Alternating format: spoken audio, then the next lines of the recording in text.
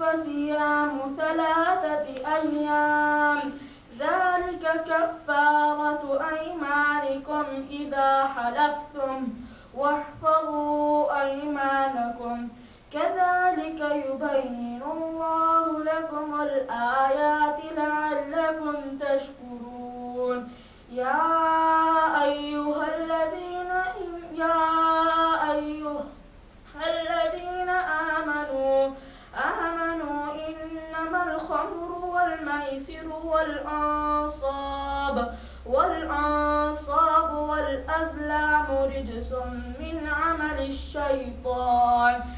عمل الشيطان فاجتنبوه لعلكم تفلحون إنما يريد الشيطان أن يوقع بينكم العداوة والبغضاء في الخمر والميسر ويصدكم عن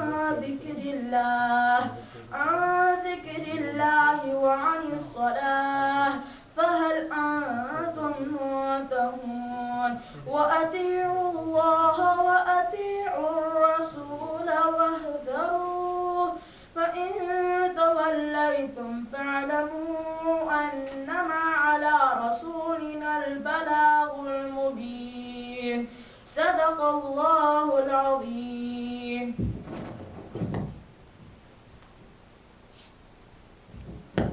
Jazakumullah khair. Inshallah, I'm coming to a scholar, Janab Ghazi Sahab, inshallah. We have, alhamdulillah, we have a lot of programs, alhamdulillah, done, alhamdulillah, Ghazi Sahab. And he's working in Saudi Arabia. This is a big newspaper. He is a responsible brother there. And he, alhamdulillah, has good articles every time I'm reading. And he already distributed different country in India and the other places too. So I requested, inshallah, we start, inshallah, the trip program.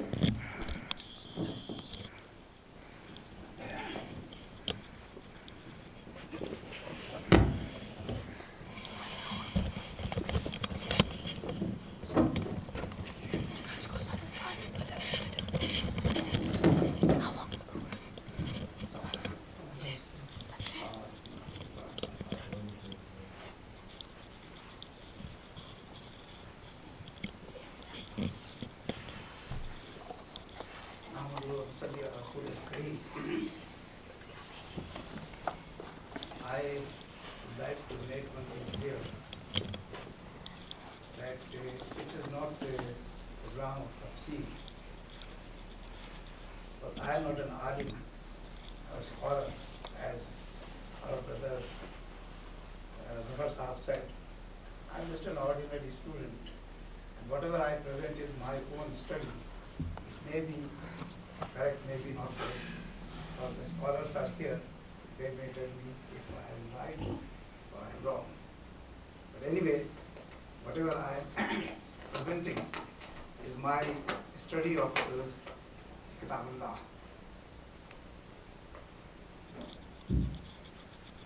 Allah Ta'ala said in His book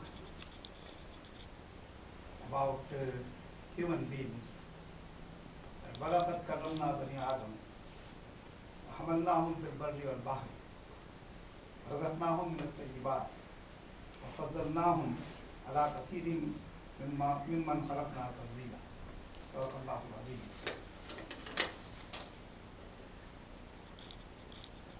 Two months ago we had started talk about ilm. Allah subhanahu wa ta'ala, when He created first man, Hazrat Adam alayhi salam, so He gave him ilm. Allama Adam al-asma' kullaha. And that ilm made him superior to angels. And angels were asked to prostrate before him. And if you remember, those who were present in that discourse, that this was the first thing which Hazrat Adam alayhi salam was given, that it was material knowledge. Allama Adama asma'a kullaha. Name of things were given to him. He was taught name of different things.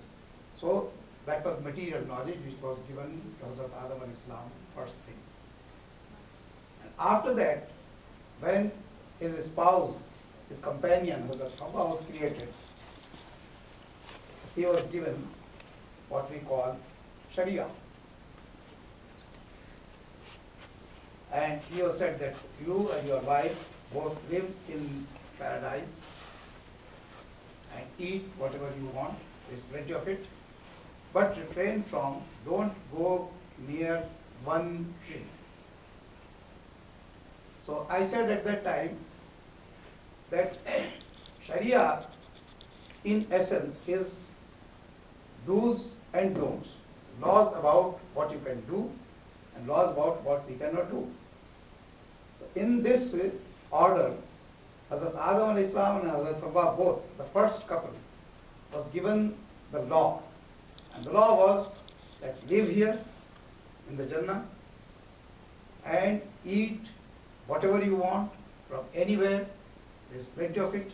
So it was all permissible, it was all halal, it was all jais, it was all available to both of them. But then the other part of the law is something which you cannot do, which is illegal, unlawful, and that was to go near a certain tree. So this was Sharia. So Sharia came later. First, man was given material knowledge, and when you have material knowledge, then only you need Sharia. Because unless you have this thing, you don't know whether it is lawful to carry it or unlawful. It is permissible or not permissible. So material knowledge is given first, and then the law of Sharia. So these are two streams of knowledge. First is material knowledge, which in modern days we call science, and then spiritual knowledge, which we call Sharia, law. Now the ayat I recited just now says that Adam, not only Adam but Bani Adam, all children of Adam, they have been made honorable. Balaqad karramna Bani Adam, we have honored children of Adam. All of them, whether they are Muslim or non-Muslim, whether they believe in Allah or they don't believe, or they just deny it. Even then, they have been honored as human beings, as children of Adam. And why they have been given this honor? Only because man is given knowledge. And knowledge, as I said in the first lecture also, that knowledge is first thing, first attribute of Allah subhanahu wa ta'ala. It is His right, His personal knowledge. He is not taught, nobody has taught Allah ta'ala anything. He himself got this knowledge, it is his personal knowledge. Nobody is his ustad, nobody is his teacher. So he teaches everybody. So this is something which is a great attribute of Allah subhanahu wa ta'ala, knowledge. And this knowledge when given to Adam alayhi salam, he became honorable. So Allah subhanahu wa ta'ala is saying in the Quran that Adam has been honored, and so is his progeny, so is his children, that they are also honorable. Now in this ayat it said that there are certain reasons which are given here, that why, what's the honor, why he is honored. First thing is that وَحَمَلْنَاهُمْ مِنَ الْبَرِّ فِي الْبَحْرِ وَالْبَرِّ, we carried him, we carried them, the children of Adam, on land and sea.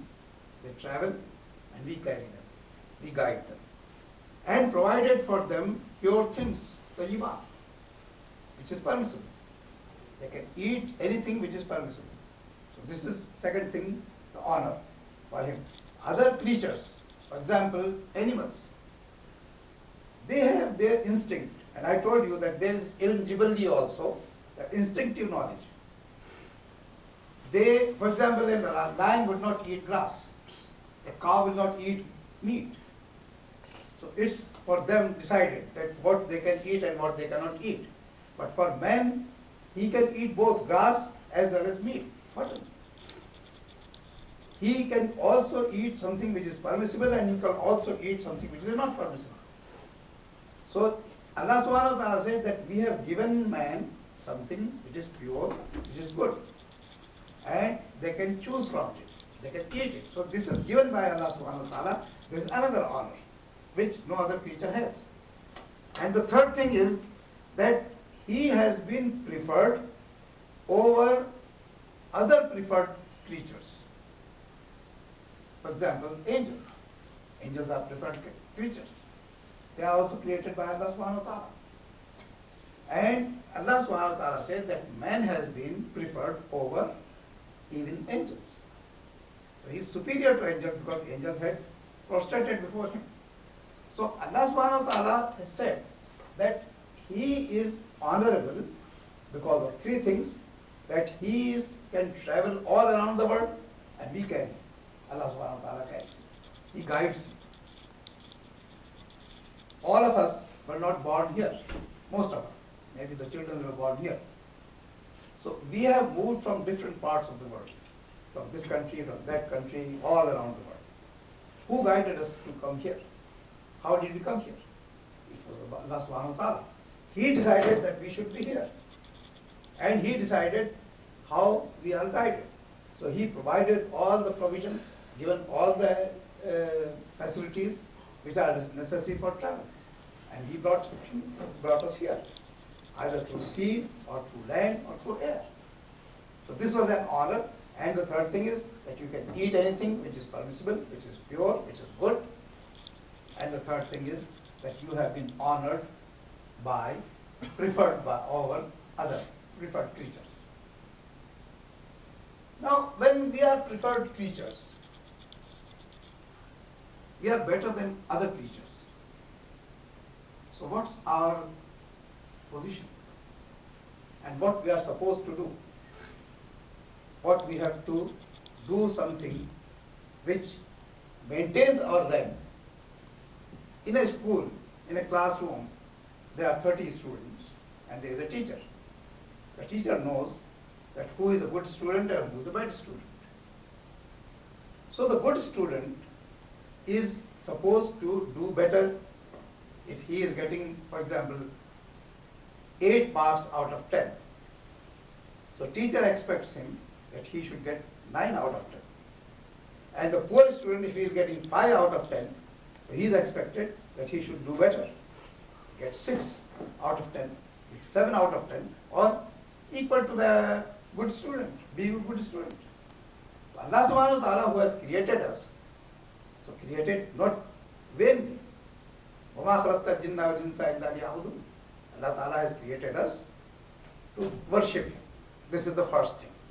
Now, worship again in Islam is not just prayer. Of course, it's the most important thing. After our belief in Tawheed, the most important thing is worshipping in the prayer. But in Islam, everything which is good becomes worship, an act of worship. If you are, for example, removing something harmful from the road, this becomes an act of Iman. If you are guiding somebody who is misled, and you are guiding that, no, this is not the right place, you have to go like this, this is also act of worship. So, worship in Islam is everything, even small virtue is an act of worship. So, Allah subhanahu wa ta'ala has made us to worship Him in various different ways. Now, what are those ways which make us better human beings and better Muslims, better slaves of Allah subhanahu wa ta'ala? Of course, the first thing that comes to mind is that since our beginning is with ilm, with knowledge, so we should do something better in that area. And you know that what we know as Islamic civilization, Islamic Tahzeeb, it has an immense number of scholars in various fields, various disciplines, various different sciences, great men. If you just look at Hadith, great muhaddithin were created. Imam Bukhari, Imam Muslim, Imam Abu Dawud, Imam Nasai, there are sitta. And apart from them, there are many, many more who corrected ahadith among the Sahaba, then Tabi'in, then Taba Tabi'in. And they compiled books, and they did a great service to preserve each and every single statement by Rasulullah sallallahu alaihi wasallam, each and every single act, deed which he did. Everything has been preserved. So they were great scholars. They were again ilm. Then Hufaz, those who learned Quran by heart, they preserved it and they extended it in future generations. They taught it. So we got Quran through the Hufaz. It was written, it was unwritten, both. So in both ways, the Quran, there were Hufaz. Then Tafsir. Right from Rasulullah sallallahu alaihi wasallam, he was first Mufassir, of course. And then among the Sahaba, the greatest Mufassir who has been designated as Mufassir of the Quran was Abdullah ibn Abbas. And other Sahaba as well. Al-Mu'minin, Hazrat Aisha Siddiqa, she was Mufassir. Hazrat Abu Bakr Siddiq was a Mufassir. Hazrat Umar Farooq, he was a Mufassir. And then after them, they are great Mufassir, that in every century, you will find in every language many, many great scholars. Imam Qurtubi, Imam Baghawi, Imam Bazawi, these are all Imam Nasafi until our times. For example, Maulana Mufti Shafi, Maulana Shafi Ahmad Usmani, Maulana Shafi Thani in India, Pakistan, there I am talking about. In Egypt, Sayyid Qutb, Hizr al-Quran. So these are great Mufassirin who preserved the Quran and its meaning, explained it to people like us who don't know, who don't understand. These are then Fuqaha, great scholars, great Aimma. They appeared and they derived law from the Sunnah and the book. So they did again a great service, and it was in again. So Imam Abu Hanifa, Imam Shafi'i, Imam Malik, Imam Awza'i, Imam Hanbal, they are great scholars. Imam Sufyan Sauri, Imam Tabari. They had their own fiqh. So they did a great service to know the law and make it understandable to the people. Then these are the Islamic sciences. These are spiritual sciences, of course. But in other areas also, they were great ulama, great scholars. For example, a scientist as well as a faqih, Ibn Rushd in Cordoba. He was a professor at Cordoba University. He was a qazi of Cordoba. He was a botanist. He was a philosopher. All together in one person. Now, when he is a qazi of Cordoba, chief qazi, chief justice of the country, so qazi, what should he know? The first thing is that he should be able to do the tafsir of the Quran, because without that you can't be a qazi. Law is Quran. So unless you understand the Quran and you explain it and you interpret it and you apply it, you cannot be a qazi. Second, he should be an expert in hadith. He should be a muhaddis. So unless, again, hadith is law. So without knowing hadith and its implications, one cannot be a qazi. Then he should be a faqih. He should know what different fuqaha have said and which fiqh he has to apply, which law he has to apply in certain situation. So a qazi is both a mufassir, a muhaddis, a faqih, and a mufti. He should be able to issue a fatwa, because whatever is his verdict is fatwa. In Islamic terms, qazi's verdict is fatwa. And then he is a botanist, he is a scientist. His work, it was his personal interest, or you can call him, it was his hobby. He was studying botany, leaves and plants, all these things. So see, he is a qazi, he is a muhaddis, he is a faqih, he is a mufassir, and he is also a botanist, and he is a philosopher. ancient Greek philosophy, he increased it and made additions to it. So he is a great scholar of that type. Imam Ghazali, another person like that. Of course, he was not scientist in that in those terms, but he was a great scholar and he was a great philosopher, both, and a great Sufi who gave up everything and just spent 13 years just out of nowhere and trained himself personally, his personality. And then after that he started writing again. His greatest book, magnum opus, is Ihya Ulumuddin. And then Kimya Sa'adat in Persian. So he was again a great scholar. And you can have many of them. On the scientific plane, we have Abu Bakr Razi. He was a medical scientist. He had invented different surgery, the implements of surgery, which are used even today, as the Harami. He was also an inventor. He invented several medical implements and great medical doctor. Ibn Sina, he did not invent these things, anything like that, but he was a medical philosopher, what you can say.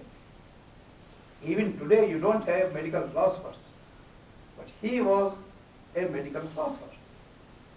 He was not only a medical doctor, but he philosophized it.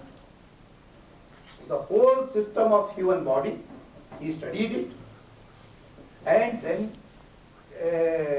developed various cures and treatment for different ailments. So in the both in material sciences and spiritual sciences, we have great scholars, great men of knowledge who had contributed to human civilization, to human heritage. This is what a Muslim is supposed to be. وَلَقَدْ كَرَّمْنَا بَنِي آدَمَ. How do we honor a man? How a man should recognize that he is honorable? How he should tell others, project and demonstrate that he is honorable? Yes, Allah subhanahu wa ta'ala has said that you are honorable. So we should demonstrate it that yes, we are honorable. So these were the great scholars who did it practically. They proved to the whole world, to the whole humanity, that this is how a human being is honorable. And this is what his honor is. Now, this reminds me of a couple of other ayah. Very important ayah. We read the Quran Sharif, we recite it every day, and we pass by those ayah. But rarely do we recognize them, their import, the purpose. It is because we just read it, yes, it is all correct, because it's Allah's Quran. But Allah's demand is that just think about it, what He is saying, because He is addressing us, He is addressing the whole humanity through us. Quran is the book, is not just for Muslims, it's for whole humanity. But if you know the Quran, then it becomes my responsibility to tell others. Like Mufassirin. I am not a Mufassir, but a Mufassir would tell me that this is what Quran says, this is what Quran means. So it becomes our responsibility to explain those things. But if we just pass through those passages without giving thought, then we are not fulfilling our responsibility. Now I'll first recite those two ayah. Allah subhanahu wa ta'ala said in Surah Al-Ankabut, قُلْ سِيرُوا فِي الْأَرْضِ فَانْظُرُوا كَيْفَ بَدَأَ الْخَلْقَ. Another similar ayat, similar sentence words. This is in Surah Rum. قُلْ سِيرُوا فِي الْأَرْضِ فَانْظُرُوا كيف كان عاقبة الذين من قبل. Third ayat, almost similar. There is some slight difference. This is also in Surah Rum. أولم يسيروا في الأرض فينظروا كيف كان عاقبة الذين من قبلهم كانوا أشد منهم قوة. I'll first translate them that everybody knows. First ayat, قل سيروا في الأرض فانظروا كيف بدأ الخلق. Allah subhanahu wa ta'ala tells us that, say, O Muhammad sallallahu alayhi wa sallam, travel through the land, all over the world, and observe how Allah subhanahu wa ta'ala has began the creation. كيف بدأ الخلق, how it was started, how did he create. Second, قل سيروا في الأرض فانظروا كيف كان عاقبة الذين من قبل. Say, O Muhammad, travel through the land, all over the world, and observe how was the end of those people who were before. There were many nations who have disappeared from the face of earth. What happened to them? And why? So go around the world, find those places where those ancient people lived, and find out why they were destroyed. Third ayah. أولم يسيروا في الأرض فانظروا كيف كان عاقبة الذين من قبلهم كانوا أشد منهم قوة. Have they not traveled around the world, and did not they observe how was the end of those early people? They were very great in power. These are 3 ayahs, and such exactly, almost exactly, there are 13 ayahs in the Quran. 2 of them are in Surah Rum, and in other surah also, similar things. Now, before I explain these things, let me say something else. See, here in this gathering, suppose I just say that please give me a glass of water. What do I expect? Somebody from this gathering would rise up, bring a glass of water. Anyway, I am addressing everybody. But any particular person would just rise, go to the tap, and bring a glass of water. If nobody brings it, then how would I feel? I won't feel happy. I won't be pleased. And if it is you, it will be the same thing with you. You won't feel happy.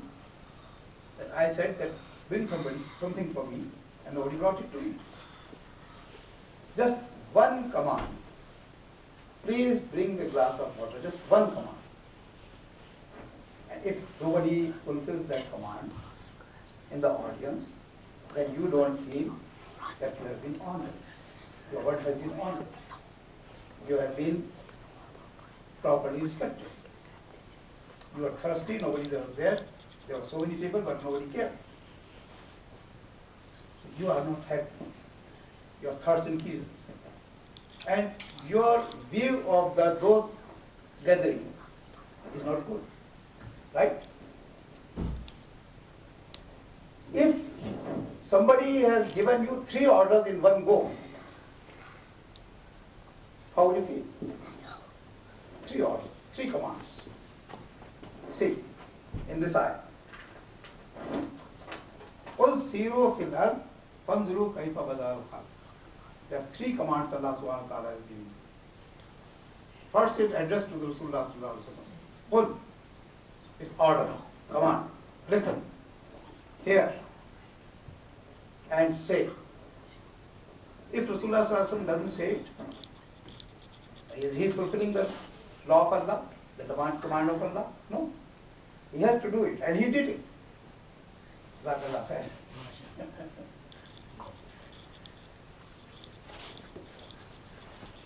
I didn't mean it, but anyway.